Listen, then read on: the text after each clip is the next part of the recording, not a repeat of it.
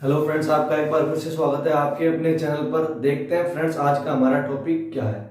आज का जो हमारा टॉपिक है वो है सेल थ्योरी या कोशिका सिद्धांत। तो आइए जानते हैं कि सेल थ्योरी या कोशिका सिद्धांत किसे कहते हैं। ये बड़ा एक इंपॉर्टेंट टॉपिक है। कई सारे कम्पिटिटिव एग्जाम होते हैं, उनमें इससे क्या होता है, एक दो क्वेश्चन पूछ लिए जाते हैं। तो आज आपका ये जो टॉपिक है बहुत बढ़िया तरीके से क्लियर होने वाला है। इससे रिलेटेड कोई भी जो आपका क्वेश्चन होगा वो कभी भी गलत नहीं होगा। तो आइए वीडियो क्या करते हैं, शुरू करते हैं। कि क्वेश्चन उठता है कि फ्रेंड्स कोशिका सिद्धांत क्या है। क्वेश्चन उठता है आपके सामने पहला, कोशिका सिद्धांत क्या है। तो देखिए, दो साइंटिस्ट थे, दो क्या थे, साइंटिस्ट या दो क्या यूं कह लीजिए वैज्ञानिक थे। उन्होंने एक दो बातें कही, उन एक दो बातों को ही क्या बोल दिया, कोशिका सिद्धांत बोल दिया। इतना आपको समझ में आया। दो साइंटिस्ट थे, उन्होंने क्या बोली, एक दो बातें कही, ठीक है ना, कोशिका से संबंधित, और उसको उन एक दो बातों को क्या बोल दिया भाई, कोशिका सिद्धांत या सेल थ्योरी नाम दे दिया। अब देखिए जानते हैं वो कौन से वैज्ञानिक थे और उन्होंने कौन कौन सी बातें कही। तो अपने क्या करते हैं, शुरू से स्टार्ट करते हैं। देखिए, एक दो साइंटिस्ट थे, एक का नाम क्या था, श्लीडन। क्या था, एक का नाम था श्लीडन था, एक का नाम था श्लीडन, ठीक है ना। इसका पूरा नाम था मैथियास श्लीडन। क्या था, मैथियास श्लीडन। अपन लिख देते हैं मैथियास श्लीडन। मैथियास श्लीडन इसका नाम था, ठीक है। और एक ये क्या था भाई, याद रखिएगा, ये था बोटनिस्ट। क्या था, बोटनिस्ट।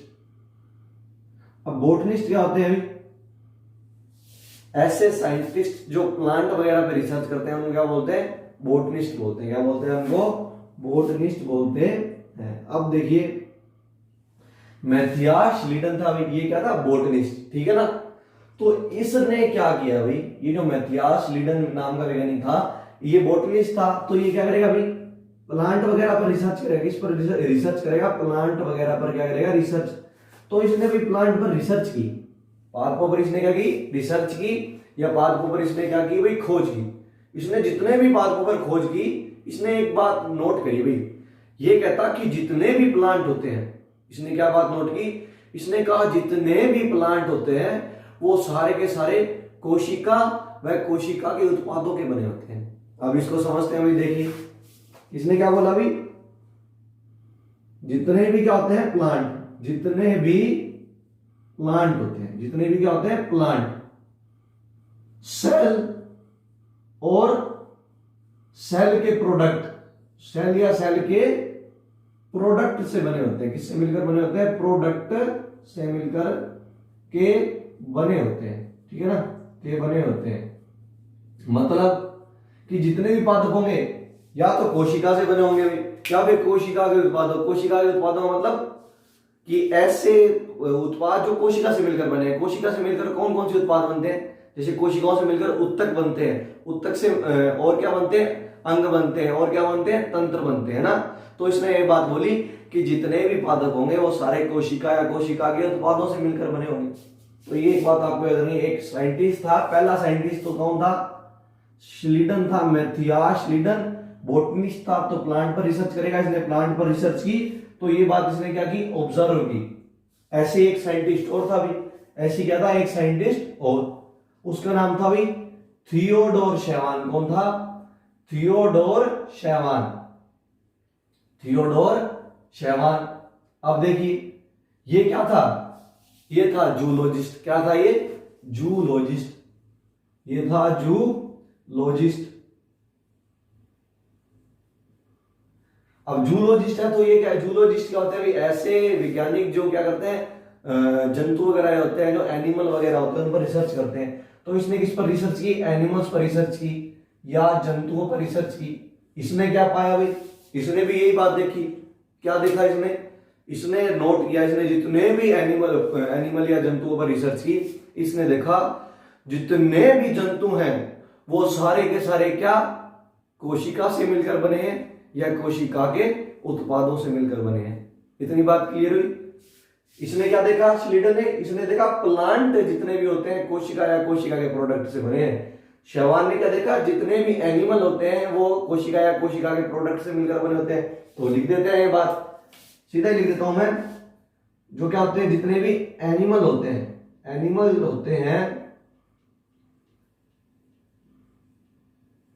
सेल व सेल प्रोडक्ट के बने होते हैं, समझ में आई भी आपको बात इतनी। इसने क्या बोला, प्लांट के बारे में बोला, इसने बोला एनिमल के बारे में। अब देखिए, फिर ये दोनों साइंटिस्ट जो थे इन्होंने अपनी अलग अलग खोजें की, ठीक है ना। इसने प्लांट पर खोज की, इसने एनिमल पर खोज की। बाद में ये बन गए फ्रेंड्स भाई, क्या बन गए, फ्रेंड्स या कहें बेली बन गए भी बाद में। फिर इन्होंने क्या किया, देखिए इसने इसको बोला, श्लीडर ने शैवान को, कहता यार मैंने प्लांट पर रिसर्च किया है और मैंने देखा जितने भी प्लांट है वो सारे सेल या सेल प्रोडक्ट के बने होते हैं। शैवान ने भी इसको बोला कि यार हाँ मैंने भी एनिमल पर रिसर्च की है, तो जितने एनिमल होते हैं वो भी क्या होते हैं, सेल या सेल के प्रोडक्ट के बने होते हैं। बाद में इन दोनों ने पता है क्या बोला, ये दोनों कहते चल अपने यार ऐसा करते हैं, अपने ऐसा नहीं बोलते कि जितने भी पादप होते हैं कोशिका या कोशिका के उत्पादों से मिलकर बने होते हैं, कि जितने भी जंतु होते हैं कोशिका या कोशिका के उत्पादों से मिलकर बने होते हैं। अपने ऐसे करते हैं, प्लांट और एनिमल अलग अलग ना बोलकर ऐसे बोल देते हैं जीव या ऑर्गेनिज्म। क्या बोल देते हैं, जीव या ऑर्गेनिज्म। जीव शब्द के अंदर प्लांट भी आ जाते हैं और एनिमल भी आ जाते हैं। समझ में आ रही है मेरी बात आपको। तो इन्होंने फिर एक साथ क्या कंक्लूजन निकाला, इन्होंने एक साथ क्या बोला, एक बात कही इन्होंने। अब अलग अलग बातें नहीं बोली, अब इन्होंने क्या कर दी, दोनों बातों को मिला दिया और प्लांट और एनिमल जो शब्द था इसकी जगह पर इन्होंने कौन सी शब्द का यूज किया भाई, जीव। कौन से शब्द का इस्तेमाल किया, जीव। याद रखिएगा, जीव जब शब्द कोई इस्तेमाल करता है तो जीव का मतलब सिर्फ जंतु नहीं होता। कई क्या समझ लेते हैं, जीव शब्द को सिर्फ जंतु से रिलेट करते हैं या सिर्फ प्लांट से रिलेट करते हैं। नहीं, जीव शब्द जो है प्लांट के लिए भी आ रहा है और एनिमल के लिए भी आ रहा है। यहां तक कि सूक्ष्म जीव जो होते हैं, माइक्रो ऑर्गेनिज्म, जीवाणु वगैरह, इन सब के लिए भी क्या जीव शब्द का इस्तेमाल होता है। जीव शब्द का मतलब होता है जीवित। जीव शब्द का मतलब होता है भाई जीवित। समझ में आ रही है आपको मेरी बात।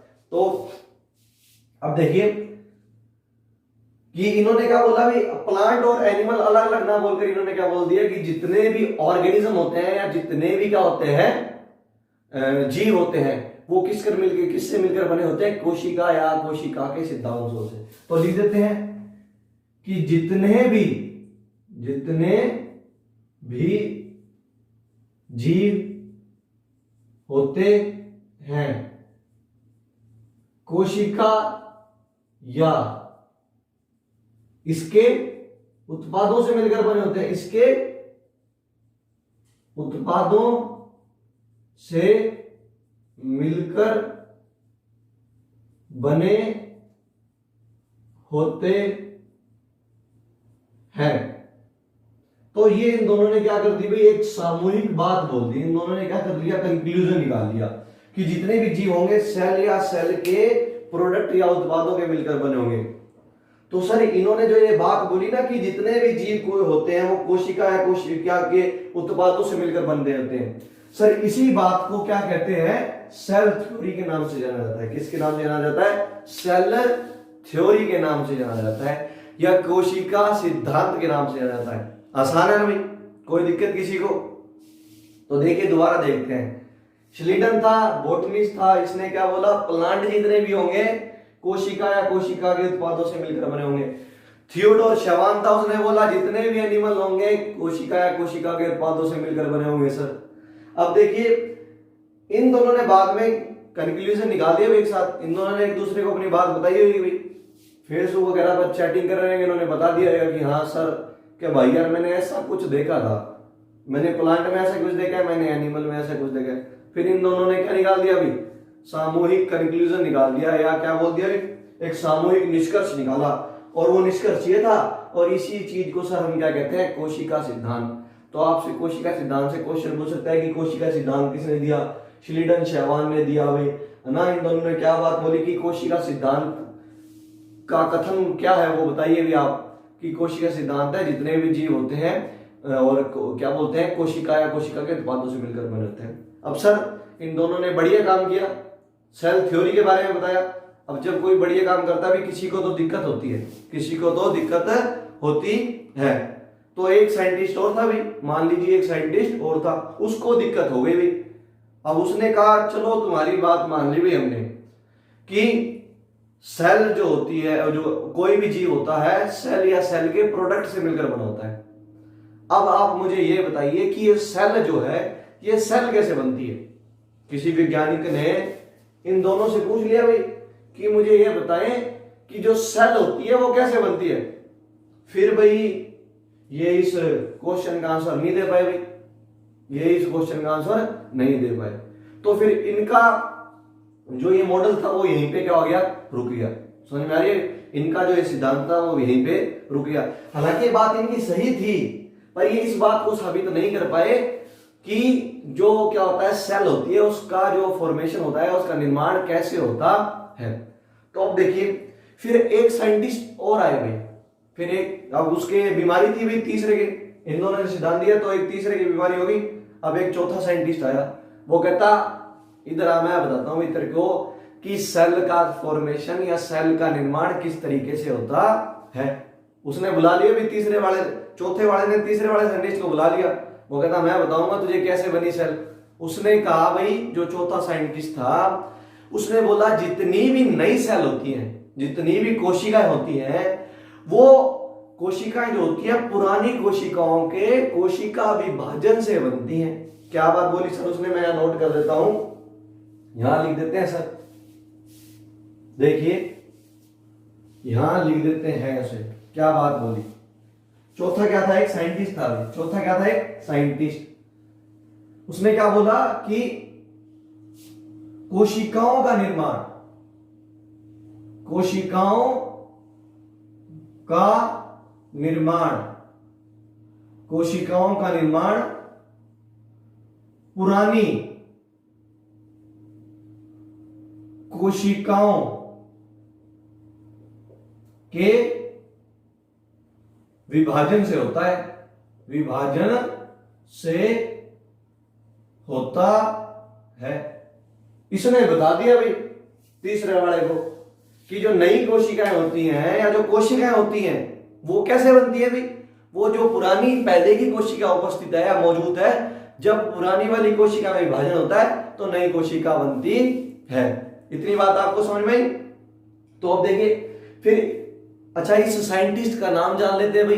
ये जो चौथा वाला बंदा था, चौथा साइंटिस्ट था जिसने ये बात की, तो इसका नाम था भाई रुडोल्फ विर्चोव। क्या नाम था भाई इसका, रुडोल्फ विर्चोव। याद रखिएगा क्या था, रुडोल्फ विर्चोव इसका क्या था, साइंटिस्ट का नाम था।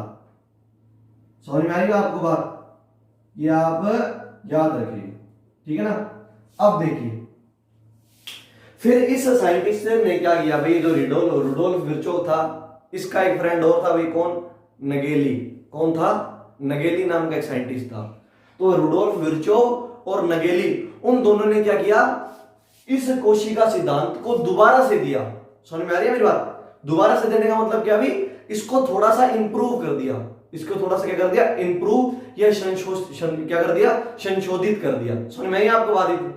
तो अब जब इन्होंने, रुडोल्फ विर्चोव और नगेली ने एक नया कोशिका सिद्धांत दिया, या उस पुराने वाले को क्या कर दिया, इसे क्या कर दिया, संशोधित कर दिया या इंप्रूव कर दिया, तो अब इसे तो क्या बोला जाने लगा भी, ओल्ड सेल थ्योरी। क्या बोला जाने लगा, ओल्ड सेल थ्योरी।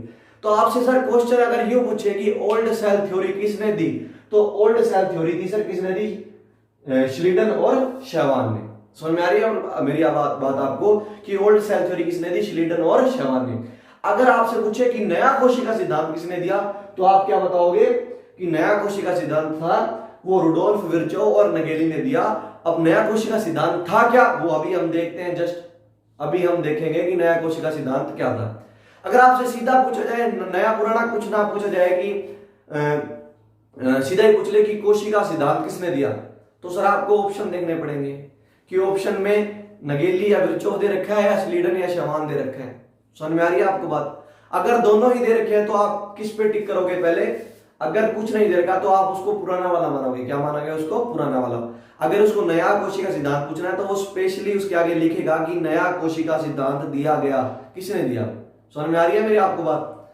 तो अब देखते हैं नया कोशिका सिद्धांत क्या था भाई। न्यू सेल थ्योरी क्या थी? कुछ नहीं थी भाई न्यू सेल थ्योरी। पुरानी वाली थी, एक दो बातें पुरानी वाली थी और एक दो बातें नई ऐड हो गई, तो बन गया भाई क्या? नया कोशिका सिद्धांत। तो अब देखते हैं नया कोशिका सिद्धांत क्या था। ये ओल्ड सेल थ्योरी समझ में आ गई आपको भी? अब देखिए,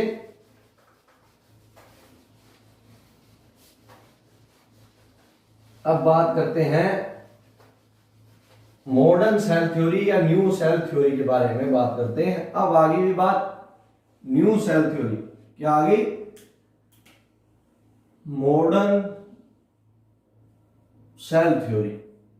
तो मॉडर्न सेल थ्योरी सर मैंने अभी आपको बताया, एक तो साइंटिस्ट कौन था? विर्चोव। कौन था? विर्चोव। और एक कौन था? नगेली नाम का एक वैज्ञानिक था भाई, साइंटिस्ट।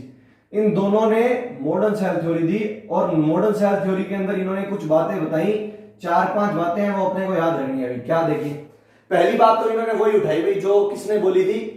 श्लीडन और शावान ने। की क्या? जीव कोशिका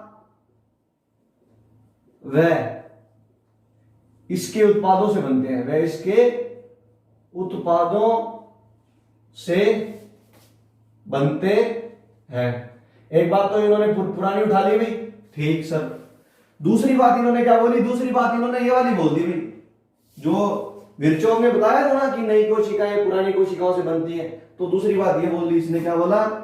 कि कोशिकाओं का निर्माण, कोशिकाओं का निर्माण, कोशिकाओं का निर्माण पुरानी कोशिका में विभाजन से होता है। पुरानी कोशिकाओं में किससे होता है? विभाजन से होता है।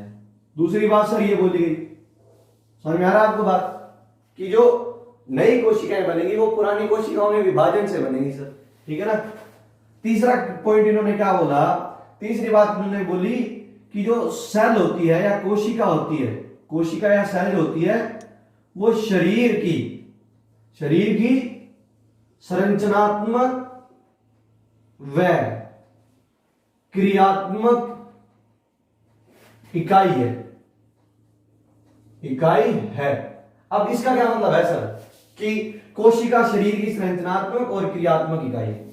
अब इस लाइन को समझते हैं सर हम। देखिए, बड़ी इंपॉर्टेंट लाइन है, बहुत इसमें राज छुपे हुए हैं। उन राज को अपने क्या करते हैं? जानने की कोशिश करते हैं कि क्या मतलब है। देखिए, शरीर सेल जो होती है शरीर की संरचनात्मक और क्रियात्मक इकाई होती है। देखिए सर, अभी हम ऊपर पढ़ गए हैं, जितने भी जीव होंगे वो सारे कोशिकाओं से मिलकर बने होंगे। मतलब जितने भी जीव हैं उनकी जो संरचना का निर्माण हो रहा है वो किससे हो रहा है? कोशिका से हो रहा है। तो इसलिए कोशिका को क्या बोला गया है? संरचनात्मक इकाई। मतलब वह इकाई जो किसी जीव की संरचना का निर्माण कर रही है। और क्रियात्मक इकाई से क्यों बोला गया है? तो क्रियात्मक इकाई का मतलब यह है कि शरीर सर हमारे शरीर में जितने भी काम हो रहे हैं वो सारे के सारे कोशिकीय स्तर पर हो रहे हैं। वो सारे के सारे कहां हो रहे हैं? कोशिका के अंदर। चाहे बात कर लीजिए हमारे में श्वसन जो हो रहा है वो कहां हो रहा है? कोशिका के अंदर। प्रोटीन निर्माण हो रहा है कोशिकाओं के अंदर हो रहा है। जितनी भी जैविक क्रियाएं हैं वो सारी की सारी कोशिकाओं के अंदर हो रही है। तो कोशिका वह इकाई है जिसमें शरीर की सारी क्रियाएं हो रही हैं। तो क्रियात्मक इकाई का मतलब ऐसी इकाई जिसमें सारे के सारे कार्य हो रहे हैं, और वो इकाई क्या है? कोशिका है। Point to be noted sir, ये आपको याद रखना है, भूलना नहीं है, ठीक है ना। एक बात इन्होंने और बोली कि कोशिका या सेल जो होती है वो शरीर की मान लीजिए संरचनात्मक इकाई भी है, क्रियात्मक इकाई है, पर इसके अलावा अनुवांशिक इकाई भी है। क्या है? अनुवांशिक इकाई भी है। इसके अलावा क्या है? अनुवांशिक इकाई भी है। अब अनुवांशिक इकाई होने का क्या मतलब है सर? कि मान लीजिए चलो संरचना का निर्माण कर रही है, कार्य भी सारे कोशिका के अंदर हो रहे हैं। अब अनुवांशिक इकाई का मतलब है कि हमारा जो अनुवांशिक पदार्थ होता है, जो हमारा जेनेटिक मटेरियल होता है, क्या होता है सर? मनुष्य में जेनेटिक मटेरियल डीएनए होता है। अलग अलग जीवों में अलग अलग होता है, पर ज्यादातर जो जीव होते हैं उनमें 99% जो होता है, जो जेनेटिक मटेरियल या अनुवांशिक पदार्थ होता है वो डीएनए होता है। आरएनए कुछ वायरसेस में देखने को मिलता है। तो कोशिका सेल जो होता है वो अनुवांशिक इकाई भी है। तो हमारा जो अनुवांशिक पदार्थ है जिसे हम डीएनए बोल रहे हैं वो कहां होता है सर? वो कोशिका के अंदर होता है। वो कहां होता है? कोशिका के अंदर। कोशिका के अंदर एक भाग होता है केंद्रक सर, बीचों बीच एक भाग होता है केंद्रक, उसे क्या बोलते हैं? उसके अंदर होता है हमारा क्या? अनुवांशिक पदार्थ। तो इसलिए उसको अनुवांशिक इकाई बोला गया है। समझ में आ रही है मेरी बात? अब देखिए सर, एक लास्ट बात और थी कि जीवन का सातत्य, बड़ा खतरनाक शब्द है सर ये। देखिए, सातत्य, जीवन का सातत्य कोशिका द्वारा बना रहता है। कोशिका द्वारा बना रहता है। मतलब भाई सर, जो जीवन है, जीवन की जो कंटिन्यूटी बनी हुई है वो भी कोशिका द्वारा बनी हुई है। तो सर ये थी मॉडर्न सेल थ्योरी। 1 2 3 4 5 बातें हैं मॉडर्न सेल थ्योरी में, आपको याद रखनी है। ओल्ड सेल थ्योरी मैंने आपको बता दी। मॉडर्न सेल थ्योरी किसने दी? ओल्ड सेल थ्योरी किसने दी? अब ये आपसे पूछ लेंगे भी ओल्ड सेल थ्योरी या मॉडर्न सेल थ्योरी में डिफरेंस पूछे जा सकते हैं। अब सर एक क्वेश्चन और उठता है कि सेल थ्योरी जो होता है, कोशिका सिद्धांत होता है, इसका अपवाद आपसे पूछ लिया जाता है। तो सर इसका अपवाद वायरस को बोलते हैं। क्या है इसका अपवाद? वायरस या विषाणु। वायरस नाम से तो आप परिचित होंगे भी, वर्तमान समय में वायरस का बड़ा कहर हो रखा है ना? तो वायरस जो है कोशिका सिद्धांत का अपवाद है। क्यों है सर कोशिका सिद्धांत का अपवाद? सर कोशिका सिद्धांत ये कहता है कि जितने भी जीव होंगे वो कोशिकाओं से मिलकर बने होंगे भी। पर सर ये जो वायरस है इसके अंदर कोशिका ही नहीं होती, फिर भी ये जीवों वाले क्या करता है? काम करता है। फिर भी ये क्या करता है? जीवन दिखाता है। समझ में आ रही है आपको बात? एक इंपॉर्टेंट क्वेश्चन और उठता है वायरस से। जो वायरस होता है इसे सजीव और निर्जीव के बीच की योजक कड़ी बोला जाता है। कभी तो ये क्या करता है? निर्जीवों वाले काम करने लगता है और कभी ये सजीवों वाले काम करने लगता है। याद रखिएगा सर, वायरस को सजीव और निर्जीव के बीच की कड़ी बोलते हैं। ये अपवाद है कोशिका सिद्धांत का। और क्यों है ये अपवाद? क्योंकि इसके अंदर कोशिका नहीं है और कोशिका ना होने के बावजूद भी ये जीवों वाले काम कर रहा है सर। समझ में आ रही है मेरी बात आपको? तो इसे सजीव और निर्जीव के बीच की कड़ी भी बोला जाता है। कभी तो ये लक्षण दिखाएगा सजीवों वाले और कभी ये लक्षण दिखाएगा निर्जीवों वाले। तो कब ये सजीवों वाले लक्षण दिखाएगा और कब निर्जीवों वाले लक्षण दिखाएगा, ये एक पॉइंट याद रख लें आप। जब ये किसी जीव के शरीर से बाहर होगा तब तो ये क्या है भाई? निर्जीवों वाले काम कर रहा है। और जैसे ये किसी शरीर के अंदर एंटर कर गया तो ये सजीवों वाले लक्षण दिखाने लग जाएगा। तो सर ये थी हमारी आज की वीडियो। अगर इसमें से आपको कोई भी टॉपिक समझ में आया तो आप मुझे कमेंट करके बता सकते हैं। मैं पूरी कोशिश करूंगा आपकी कि मैं आपकी इस प्रॉब्लम का सॉल्यूशन कर सकूं। तो अगर आपको फ्रेंड्स यार ये वीडियो पसंद आई हो तो ज्यादा से ज्यादा लाइक करें, शेयर करें और इस चैनल पर अगर आप नए हैं तो आप इस चैनल को सब्सक्राइब कर लें ताकि जब भी हम फ्यूचर में बढ़िया बढ़िया वीडियो डालें आपके लिए तो आपको उसका नोटिफिकेशन मिल जाए और आप उस वीडियो का फायदा उठा सकें और अपने कॉन्सेप्ट को क्लियर कर सकें। Thank you.